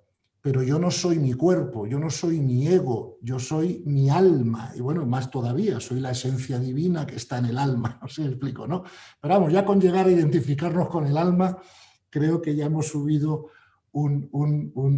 digamos, peldaño suficientemente importante. Y por lo tanto, decir que estoy totalmente de acuerdo con Pablo en el sentido que decir que colaborar con la gracia, una de las mejores maneras de colaborar con la gracia es trabajar para que el ego no interfiera en su recepción. A mí me ha gustado mucho el ejemplo del paraguas, ¿no? ¿Verdad? Sí. El sol es muy para todos, así que vamos a ponernos morenos y ponemos... Claro, claro. Pero si nos ponemos el paraguas, pues... Los que vivimos en Miami, Así tenemos el chat que tenemos un montón de preguntas, se ve que la gente está pues muy activa. Una pregunta que lanza los dos del chat, dicen Pablo o Gonzalo. Cuando habláis de compasión, ¿os referís a empatía? Pablo, primero. No exactamente, o sea, implica también una cierta empatía, pero no exactamente. Quiere decir lo que apuntaba antes, ¿no? O sea, por una parte, asunción del dolor ajeno y por otra parte, entrega del propio. Porque esta segunda parte solemos olvidarlo bastante pronto, ¿no? Yo escribí un librito que se llama Sendino se muere, donde Sendino fue una doctora que efectivamente falleció, ¿no? y que me relató un poco su experiencia, ¿no? Y ella decía, entre otras muchas cosas muy luminosas, que dejarse ayudar supone un nivel espiritual superior al del simple ayudar, ¿no? Porque quien ayuda se convierte en Dios para el otro, de alguna manera, pero quien se deja ayudar permite que el otro sea como un pequeño Dios para él, ¿no? O sea, y entonces de alguna manera estás alzando al otro, ¿no? Y luego mi maestro Salman decía que había un nivel superior a lo de la compasión. Me gusta mucho esto que decía él. Decía, más difícil que compadecerte es alegrarte con las alegrías del otro, ¿no? Qué bueno. Qué bueno. Qué bueno. Sí, sí. Extraordinario, ¿no? Porque sentir, en fin, compasión del otro, vale, ¿no? O sea, pero alegrarte de verdad, esto ya es extraordinario, ¿no? Y bueno, lo quiero rescatar aquí porque creo que es pertinente. Yo no tengo más que añadir porque lo ha explicado, pero no, si lo ha explicado perfectamente Pablo, si añado algo lo estropeo en vez de mejorarlo, o sea que nada. Ahora, de todas maneras, sí decir que parte de la compasión también es ese propósito, ¿no? O esa intención que nos surge cuando la intención es pura, pues también de intentar, con respeto, como bien ha dicho antes Pablo, pues aliviar ese sufrimiento ajeno, ¿no? No solo comprenderlo, no solo hacernos uno con él, sino tener la disposición y la intención de aliviarlo si se nos requiere, ¿verdad? Porque la regla primera del servicio, como antes decía Pablo, con otras palabras, pero esta era la idea, es el respeto. Te pongo un ejemplo tonto, ¿no? Por ejemplo, pues el día que falleció mi madre, pues para mí fue un día muy feliz. Yo quería muchísimo a mi madre, vivió conmigo los 10 últimos años de su vida y siempre pues hemos tenido una relación maravillosa, ¿no? Pero el día que le tocó morir comprendí que era la voluntad de Dios, que era lo mejor para ella y para su alma, y por lo tanto yo estaba encantado con que Dios hubiera dispuesto que era el momento de ella de volver a casa. Pero claro, para yo poder sentirme así o vivir así esa experiencia, yo tuve un recorrido previo, ¿no?, de comprensión y práctica espiritual de muchos años que me permitieron vivir así la experiencia. Claro, yo no puedo ir al funeral de la madre de otra persona que no ve así las cosas como yo y decirle, hombre, pero ¿por qué estás triste? Vamos a montar una fiesta, descorchemos champán, si esto es lo mejor que ha podido pasar. Claro, o sea, me pegan dos tortas con toda la razón del mundo, ¿no? Por lo tanto, sí estoy de acuerdo en resaltar la importancia de lo que ha dicho Pablo antes, ¿no? Que no podemos entrar con un caballo en una cacharrería a intentar aliviar el sufrimiento de los demás, que tenemos que esperar a que eso no sea requerido. Ahora, también es verdad que hay en muchas ocasiones que la gente se satura de sufrir o que tiene problemas en la vida o ha pasado unos dramas o unos traumas o lo que sea, y vienen a pedirte consejo, opinión o otras ideas que le puedan servir a ellos para vivir mejor esas dificultades que tienen, ¿no? Entonces, si te lo requieren y vienen a pedirte esa información o esa opinión, pues con todo el respeto del mundo y con mucha prudencia, pero también es bueno en ese caso, y solo en ese caso, pues ofrecerles la información adecuada para que ellos también la puedan manejar y a lo mejor poder superar sus problemas de una manera más fácil, ¿no? Pero estoy de acuerdo que no se puede entrar con un caballo en una cacharrería, porque es que eso no es el servicio. La primera regla del servicio es el respeto y la segunda, no hacer daño. Me explico lo que quiero decir con el servicio, con lo cual totalmente de acuerdo con lo que ha dicho Pablo y lo quería resaltar también en mis propias palabras. Hay muchas preguntas sobre el tema de la meditación y cómo hacerla. Os pregunto a los dos también, empezando por Pablo. ¿Es interesante meditar a través de mantras o no? Es decir, y aquí introduciría otra cuestión. ¿Es anticuado, es una estupidez el Santo Rosario, repetir mantras, es decir, cuando tú estás en meditación, o tiene alguna trascendencia? El Santo Rosario no es una estupidez, sino que es una devoción de la Iglesia que, por cierto, yo practico. O sea, decir que se trata de recitar una serie de oraciones y de contemplar una serie de misterios de la vida de Cristo, ¿no? Y yo creo que es una práctica muy bonita y muy respetable, ¿no? Para los que tenemos la fe en la Virgen, ¿no? Eso por lo que se refiere al rosario. Lo que se refiere al mantra. Mantra es una palabra indoeuropea de dos partículas, man y tra. Man, mente, y tra, instrumento. Es un instrumento para trabajar la mente, ¿no? Yo medito con mantra, ¿no? En realidad, ¿por qué? ¿No? Porque realmente, ¿por qué medito yo con mantra? ¿No? Porque no podemos ir hacia lo que somos sin lo que somos. Y somos cuerpo y mente, ¿no? Entonces, es bueno tener un anclaje en el cuerpo. Algunos lo tienen en el entrecejo, otros en el jara, ¿no? En el abdomen. Yo lo tengo en el corazón, ¿no? En el centro de las manos y el corazón, ¿no? Como este área, ¿no? Porque en la cosmovisión occidental el centro del hombre está aquí, ¿no? Decimos yo, apuntamos aquí, no apuntamos aquí, ni tampoco apuntamos al vientre, ¿no? Entonces, tener un punto de atención en el cuerpo por una parte y luego tener una palabra, porque somos mente, somos. O sea, el mantra es como una escoba que borra todas las demás palabras que tenemos en la cabeza, ¿no? Es como un báculo, podríamos decir, que espanta las fieras y las flores del camino, ¿no? Y yo creo que es enormemente eficaz, ¿no? Yo lo que sí que aconsejo es que no sean mantras, sino uno solo, ¿no? Y siempre el mismo.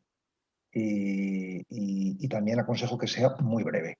O sea, que no sea, por ejemplo, la jaculatoria famosa del peregrino ruso, Jesús, hijo de David, ten compasión de mí, que soy un pecador, que eso es muy largo y está bien para cuando uno camina, pero que para cuando uno está sentado, pues basta una palabra. Por ejemplo, Cristo Jesús, ¿no? Cristo al inspirar y Jesús al expirar, o por ejemplo, Maranatá, y con esto es más que suficiente.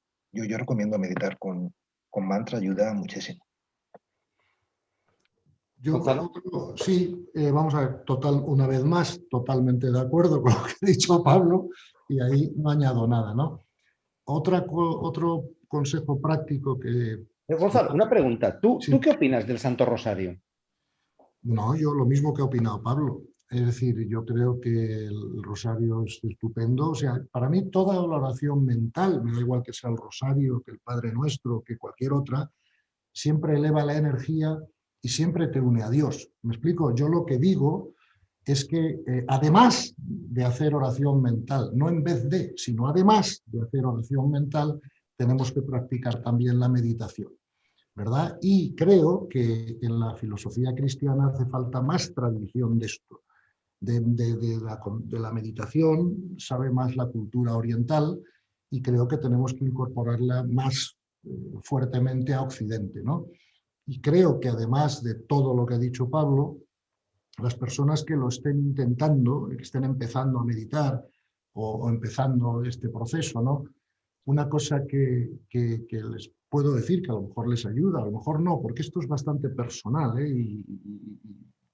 Y hay personas que les funciona una cosa más y otras otra, pero una cosa que a mí me funcionó al principio fue la siguiente, ¿no? Fue, vamos a ver, intenta colocar tu atención en algo, me da igual que sea una botella de agua, que una vela, que lo que sea, en algo, de manera que... Vale. Y luego tú verás, intentas parar la mente. Al principio no hay manera de parar la mente, porque todos sabemos que vienen pensamientos, van, vienen, ¿verdad? Bueno, no nos pongamos nerviosos, simplemente dejemos que los pensamientos que van viniendo no aniden, sino bueno, los dejamos pasar, los dejamos pasar. Y entonces nos vamos centrando en ese espacio en el que el último pensamiento ya pasó y el siguiente todavía no ha surgido, ¿verdad? Y ese espacio que al principio de la práctica es muy estrecho, porque la mente todos sabemos que tiene un ruido incesante, con la práctica ese espacio se va ensanchando, ¿no? Y eso es lo que yo llamo el espacio de la mente profunda, ¿no? Es un poco como en el océano, que aunque haya viento, pues las olas están en la superficie, pero como bajes 200 metros, no sabes si hay un huracán arriba o no, ¿no? Y entonces hacer ese espacio entre pensamientos cada vez más ancho, ¿verdad?, es también una manera de practicar la meditación y con el tiempo, ¿verdad?, se van consiguiendo resultados evidentes. Con lo cual creo que las personas que les funcione mejor meditar con mantra, pues me parece un camino muy acertado, como ha dicho Pablo, y también pueden probar este otro camino, ¿no? Sabes que hay muchas maneras de meditar, ¿no? Hay muchos libros escritos al respecto y no tardaríamos horas en explicarlo todo. Pero creo que fundamentalmente lo que ha dicho Pablo de usar un mantra, ¿no? Y lo que digo yo de mirar cómo te puedes situar en ese aspecto de la mente, ¿no?, en el que el último pensamiento ya pasó, el siguiente no ha surgido, pues son dos maneras de practicar y cada uno vea pues qué le va mejor, ¿no?, o por dónde avanza más, ¿no? Sería mi comentario, ¿no? ¿Creéis que realizar el servicio, la práctica del servicio, se hace de una forma más eficaz a través del silencio o no tiene nada que ver? Bueno, yo creo que sí tiene que ver, o sea, es que el Pablo lo ha explicado muy bien ya, ¿no? O sea, es que el servicio tiene que brotar del silencio y el servicio es primero recibir al otro, comprender por qué te está teniendo problemas e intentar aliviarlo, pero claro, llega un momento en que el servicio también tiene una parte de enseñanza, ¿no? O sea, claro, Jesús no se limitó a meditar, o sea, Jesús explicó. Jesús, bueno, pues nos contó las bienaventuranzas, las parábolas, que nos explicó qué es el amor. O sea, parte del servicio, el servicio también tiene un componente de enseñanza, o sea, enseñar al que no sabe, ¿me explico? Claro, las almas tienen distintos niveles de consciencia, ¿no? Creo que uno de los grandes problemas, ¿no?, en mi opinión, esta es mi opinión muy personal, ¿no?, que tienen casi todas las, por ejemplo, las religiones actuales, es que no se está seleccionando, digamos, con suficiente idoneidad, ¿verdad?, a los ministros, ¿no? Entonces, claro, si por ejemplo un sacerdote de la Iglesia Católica no tiene un alto nivel de consciencia, entonces esa persona puede ser un administrador de sacramentos, puede incluso ser un buen recitador de doctrina, pero no puede ser un maestro espiritual. Un maestro espiritual tiene que poder dar paz a la gente. ¿Me explico? Y dar paz a la gente no se puede dar si no la tienes tú. Y para tenerla tú tienes que haber tenido primero una gran comprensión espiritual y segundo una gran práctica, ¿no? Y entonces yo echo en falta, creo que en un futuro parte de reespiritualizar las religiones es de alguna manera también tener un poquito más de sensibilidad con la idoneidad de las personas que van a ser líderes de otros en lo espiritual, ¿no?, o ministros, ¿no? Porque claro, si no te encuentras con los problemas que nos encontramos en todas las religiones, no solo en la nuestra en absoluto. Pero claro, desde la pederastia, pasando por el fundamentalismo, en fin, y no sigo hablando, ¿no? Entonces, yo creo que merece la pena escuchar a Buda, por supuesto a Jesús, te digo, por debajo de Jesús, a los maestros espirituales importantes, ¿no? pero creo que el servicio tiene una parte de enseñanza y tiene una parte también de transmisión de paz. O sea, una persona tiene que venir a verte y aunque no le digas nada, tiene que salir de ahí con más paz. Yo no sé, pienso siempre en el cura de Ars, ¿no? Que no era, como ha dicho Pablo al principio, ningún erudito. Fíjate que el Papa Francisco ha venido, dice en la Fratelli Tutti, creo, ¿no? Jesús no vino a resolver disquisiciones intelectuales, sino a enseñarnos el camino del amor y de la paz, ¿verdad? Entonces, muchas veces los ministros de las religiones se quedan a nivel mental, mucha teología, mucho no sé qué, pero claro, la teología mental es un error categorial, o sea, a Dios se le conoce con los ojos de la contemplación, no con los ojos de la mente. Por eso creo yo que la mejor teología la hacen los místicos, ¿no? Y yo creo que todas las religiones ganarían mucho si hubiera una mayor selección, ¿no?, de los ministros, por así decirlo, o sea, de las personas que la representan y que intentan ayudar a los demás. Creo que en ese punto menos es mejor que más.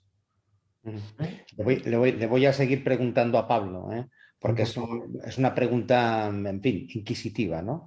Pero Pablo, como es un artista, seguro que sabe de qué escollo, ¿no?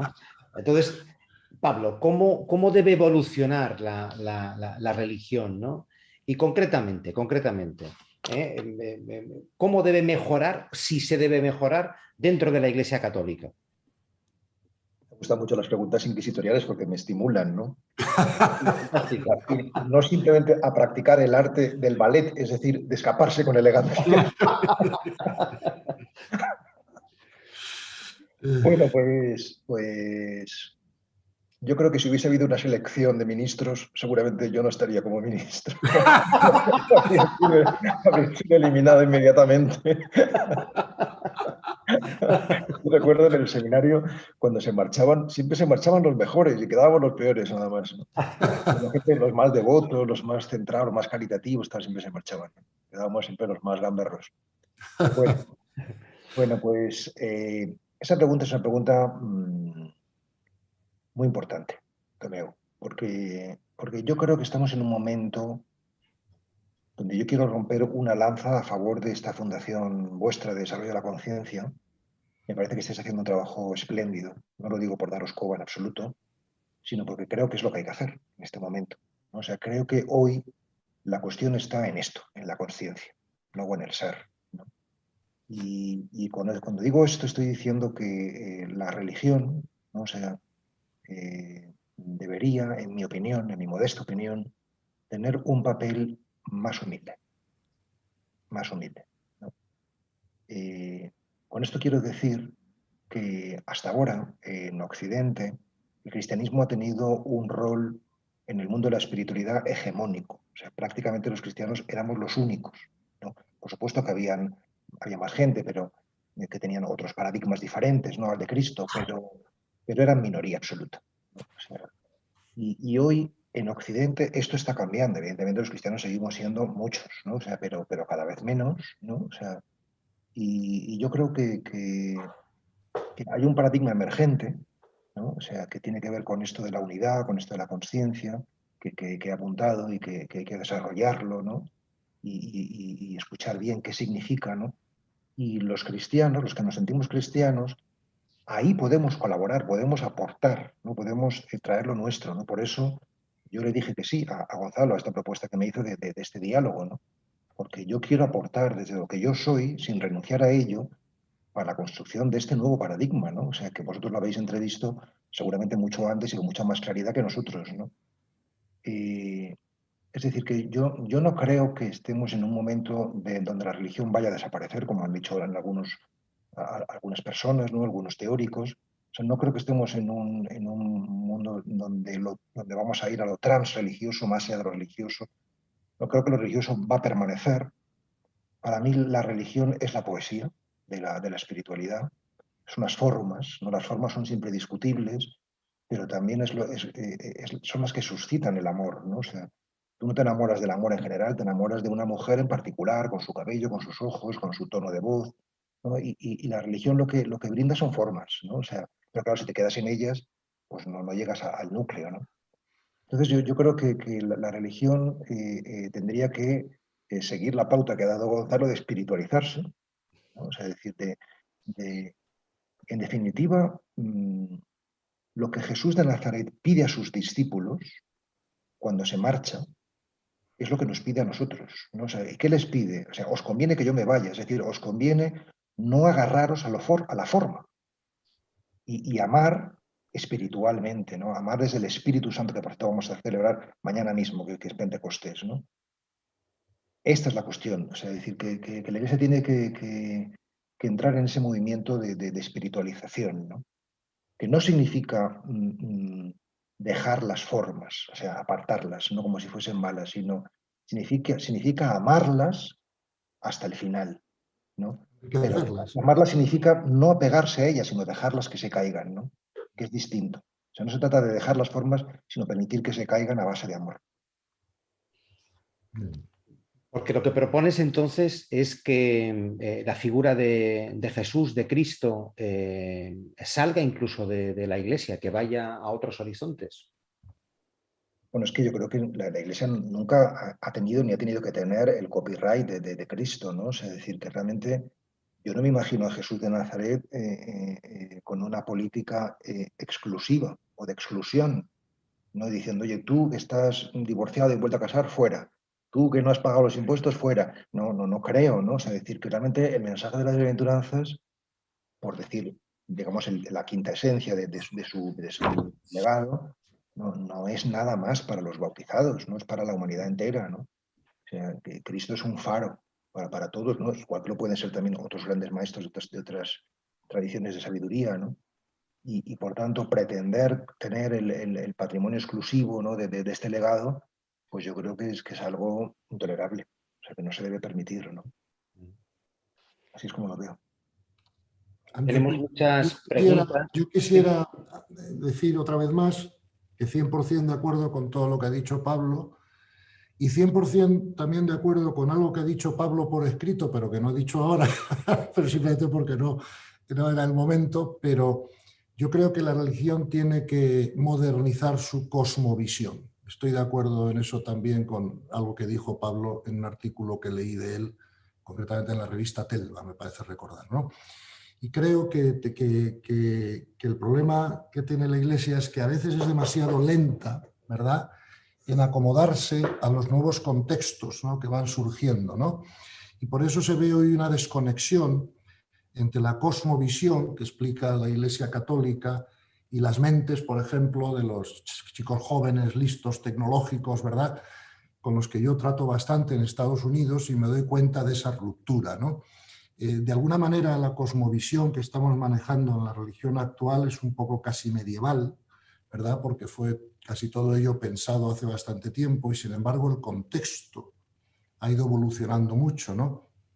Entonces yo creo que en este momento hay también, en mi opinión, una cierta desconexión entre el contexto mental que está manejando, ¿no?, la humanidad más avanzada y las nuevas tecnologías y todo lo que, y la física cuántica y todo lo que estamos, en fin, y la psicología transpersonal y la filosofía integral, digamos, con algunos de los planteamientos metafísicos religiosos que en mi opinión se han quedado un poquito anticuados y por eso no son tan atractivos, ¿verdad?, a la gente joven hoy en día, sobre todo a la gente joven que tiene gran preparación intelectual, ¿no?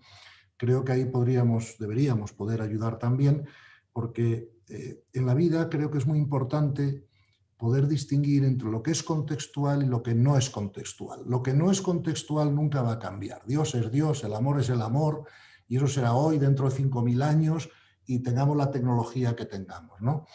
Pero, hombre, de ahí a decir, por ejemplo, que el ser humano es el centro de la creación, pues eso es una idea más medieval. ¿Por qué? Porque hoy sabemos que existen trillones de galaxias, posiblemente infinidad de números de universos, y eso no puede estar hecho para que solo haya vida inteligente aquí, ¿no? La ecuación de Drake le da eso probabilidad de 0, ¿no? Entonces creo que tenemos que ampliar la cosmovisión sin por eso perder ninguna de las verdades absolutas de fe que jamás podrán ser perdidas. Pero creo que si podemos combinar una cierta firmeza, que no rigidez, en lo que no es contextual, pero una mayor flexibilidad en lo que sí es contextual, creo que la religión podría ayudar a más gente. Y por último también decir que yo creo que la religión tiene que cada vez más poner su enfoque en ayudar al ser humano a crecer espiritualmente, no solo a controlar su conducta o a decirle que tiene que creer, porque la experiencia personal que yo tengo es que lo que yo creyera o dejara de creer acerca de la realidad no es lo que me ha llevado a la paz. Lo que me ha llevado a la paz es la contemplación y la aceptación de la voluntad de Dios. ¿Me explico lo que quiero decir? Y entonces yo conozco gente que tiene una gran paz interior y a lo mejor no cree lo mismo que cree esta religión o aquella, y menos, o sea, más énfasis en ayudar a la gente a tener paz interior que en ayudar a la gente a que crea esto, crea aquello, practique esto o practique aquello. Si esto que estás creyendo o esto que estás practicando no es eficiente en llevarte a la paz interior, pues algo no estamos haciendo bien. Creo que la religión es un medio para un fin, no solo un fin. El fin es la unión con Dios y la religión te debe facilitar eso. ¿Me explico? Y ya está. O sea, no quiero decir mucho más. En esa cosmovisión que tienes, Pablo, ¿entiendes que el lenguaje debería transformarse, el lenguaje tradicional católico debería cambiarse, o está correcto así como está? Evidentemente, todo lo que está vivo cambia. Claro. ¿No? Si no cambia, pues es que no está muerto. Claro. ¿no? O sea, decir que el asunto es cómo tiene que cambiar, ¿no?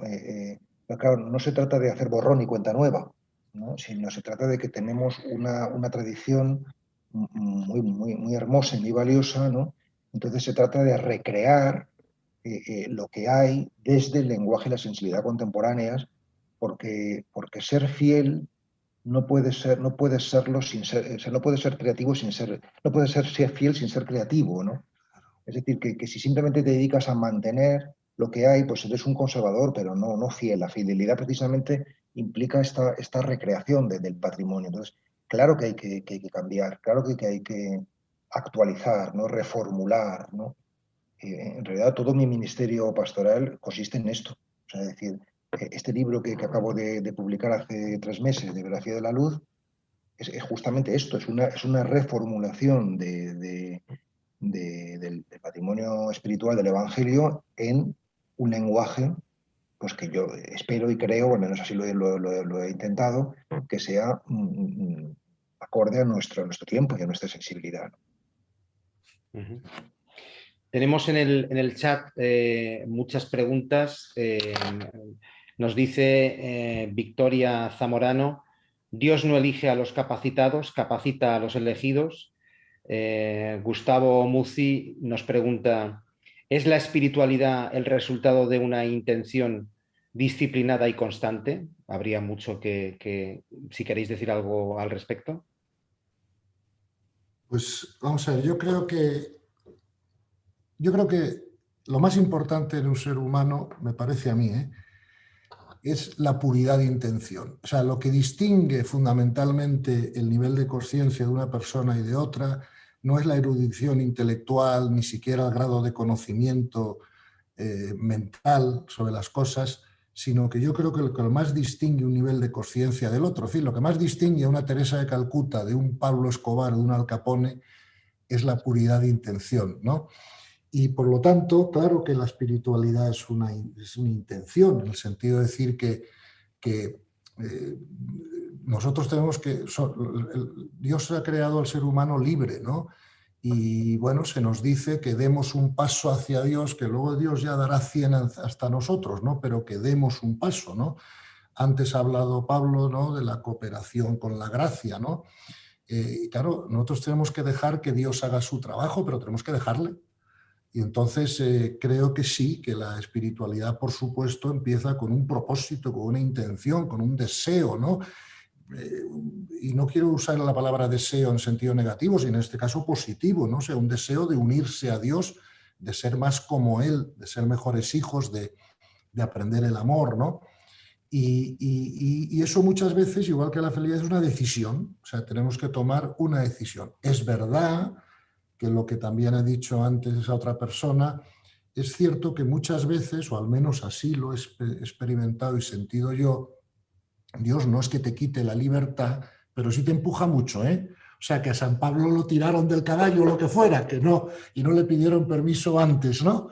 Y San Pablo se levantó distinto después, ¿no? Y yo creo que es verdad que cuando es el momento, cuando eres correspondiente, o sea, cuando matemáticamente, me explico, eso te corresponde, pues Dios lo hace, ¿no? Y tenemos que estar abiertos a dejar que lo haga, ¿no? Y claro que es una decisión y claro que es una intención. Y que quizá lo mejor que podemos hacer nosotros por aumentar nuestro grado de desarrollo espiritual es ser muy conscientes de intentar purificar la intención, ¿no? O sea, ¿por qué hago lo que hago? ¿Para qué estoy aquí? O sea, ¿cuál es mi intención al hacer las cosas, ¿no? Creo que el ser humano muchas veces va actuando en la vida de forma automática y todos los problemas muchas veces que hay en las relaciones humanas y en tantas otras cosas es que la gente no se pregunta lo suficiente antes de hacer nada o de decir nada o incluso de pensar nada, porque hay 3 niveles de violencia, el físico, el verbal y el mental, ¿no? ¿Cuál es mi propósito en todo esto, no? ¿Me explico? Por lo tanto, sí creo que la intención espiritual es algo muy importante para la persona que quiera crecer, por supuesto que sí. No sé lo que opinará Pablo al respecto, pero yo creo que sí. Pues empecé hace casi 2 horas, faltan 5 minutos para -10, y empecé hablando de amistad y de amigos, ¿no? En fin, ha pasado tan rápido el tiempo. Para los últimos minutos, dejadme que sea inquisitivo, ¿no? Y que os haga las preguntas al revés, ¿no? Le pregunto primero a Gonzalo, ¿qué es para ti Cristo Jesús? Y le pregunto a Pablo, ¿qué es para ti, Pablo, la conciencia con ese? Cristo Jesús. Bueno, Claro, claro. Vamos a ver, la consciencia es algo muy difícil de definir, ¿no? Porque claro, la estamos definiendo desde dentro de la consciencia, porque la consciencia engloba todo. Como dijo San Pablo, en él vivimos, nos movemos y existimos, ¿no? En mi mente, o sea, como yo me lo imagino, Dios crea la consciencia primero y desde la consciencia se crea todo lo demás. Y no solo desde la consciencia, sino en la consciencia. O sea, que nosotros estamos rodeados de un mar de consciencia que no vemos, un poco como a lo mejor los peces no se dan cuenta que viven dentro del agua, ¿no? Pero nosotros vivimos dentro de la consciencia y no somos nada más que pequeñas excitaciones, ¿verdad?, puntuales del campo de la consciencia visto desde la física. La definición de la consciencia vista desde fuera, si uno se pudiera salir, pues sería un campo energético multidimensional con información, con una gran profundidad de información. Definida subjetivamente, podríamos decir que la conciencia es la capacidad de tener experiencia subjetiva. Si no existiera la conciencia, ni siquiera nos daríamos cuenta que estamos vivos o que pensamos o que existimos o que nos movemos. Cristo Jesús, pues para mí Cristo Jesús es el camino al Padre, ¿no? Y Cristo Jesús es nuestro maestro y creo que lo que he llegado a comprender con el tiempo es que todas las enseñanzas de Cristo no solamente son las más adecuadas para nuestra salvación, que yo la salvación la comprendo como evolución espiritual, sino que además son la forma más inteligente de vivir la vida en la práctica, cosa que no comprendía cuando era tan joven. Ahora, con el tiempo y con la comprensión espiritual, me he dado cuenta que seguir las enseñanzas evangélicas es la manera más inteligente de vivir la vida en la práctica, ¿verdad? Porque a veces son un poco antiintuitivas. Por ejemplo, si te agreden, pon la otra mejilla. Entonces uno puede pensar, hombre, si hago eso me matan. Me han contestado más de un cristiano de esa manera cuando le he preguntado cómo lo vivía él, ¿no? Claro, con mayor comprensión espiritual te das cuenta de que si estás dispuesto a poner la otra mejilla, no necesitas la lección.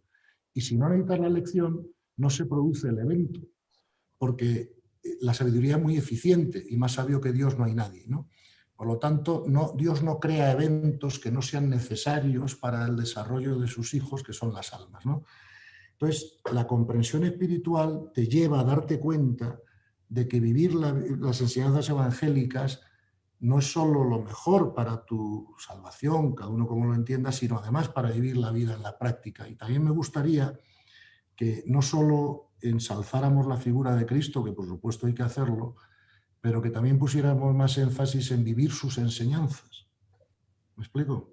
Y muchas veces hacemos mucha adoración, y que está fenomenal, que digo, que nadie interprete que yo estoy en contra de eso, pero creo que tenemos que hacer el mismo énfasis o todavía, o sea, que lo Jesús preferiría que siguiéramos sus enseñanzas, más que le adoremos, que Él no lo necesita. Adorémosle, por supuesto, pero sigamos sus enseñanzas, es mi consejo. No sé qué opina Pablo, pero... Pablo, conciencia y Cristo Jesús.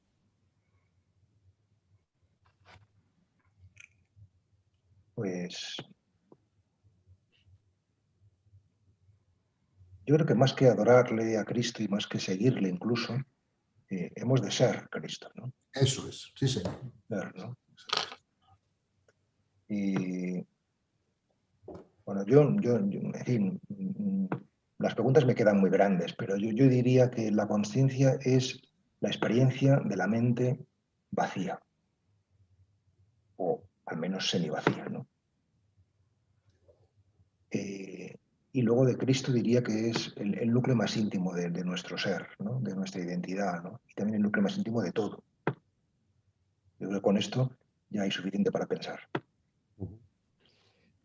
Pues vamos a cumplir con el horario porque sé que teníais muchas cuestiones pendientes. Pablo, además, está súper atareado. Faltan 10 minutos para las 6. Y si queréis añadir alguna cosa más, ¿no? Como los reos, ¿no? Sí, la última palabra, ¿no? Entonces, si quiere decir algo Gonzalo, quiere decir algo Pablo, y a mí me gustaría despedirme de la siguiente forma. Me gustaría que os despidierais vosotros con 30 segundos, un minuto, lo que queráis, y yo me despido con el silencio, porque estar entre amigos como vosotros realmente te reconforta el corazón, y realmente sí que he tenido una experiencia de vivir la conciencia y Cristo en mí. Muchísimas gracias a los dos, y espero que no sea la última charla para la Fundación Climent Guerau, para la Fundación Desarrollo de la Conciencia y Amigos del Desierto. Muchas gracias. Yo quería dar las gracias a Pablo por su generosidad, por haber compartido este tiempo con nosotros. Sé que todo el mundo que colabora con nuestra fundación estaba encantado de poder escucharte, ¿no? Y de poder profundizar en alguna de estas cosas. Y nada, agradecerte pues, tu disponibilidad y espero que hayamos podido aclarar algunas ideas a algunas personas que así lo necesitasen, y que a su vez pues que estoy a tu disposición para cualquier cosa que pueda hacer también para apoyar los proyectos que tú tengas o las actividades que estés realizando, que cuentes conmigo y con nuestra fundación para lo que sea, ¿vale? Pues, te tomo la palabra y lo mismo digo respecto a Amigos del Desierto, que es una asociación modesta, pero bueno, que están haciendo con fuerza, ¿no? Mi gratitud no solamente por este acto, sino por todo lo que esta Fundación Desarrollo de la Conciencia está realizando, que yo creo que es fundamental. Y nada, yo suelo terminar invitando a la gente a que extienda las manos así, porque como meditamos recogiendo energía, pues así es como entregarla, ¿no? Como bendecirla, como bendecirnos unos a otros, ¿no? Como darnos, ¿no?, este gesto de apertura, de disponibilidad, ¿no? Y nada, si os parece bien, pues con unos segundos de silencio y de gratitud y de bendición. Así es.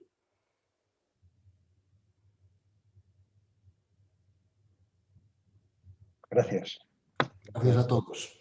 Un abrazo y hasta pronto. La charla se colgará en YouTube, como siempre, porque ahí sé que hay gente que lo está preguntando en el chat.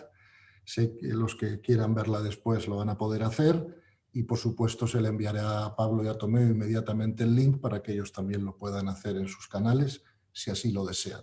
Un abrazo a todos.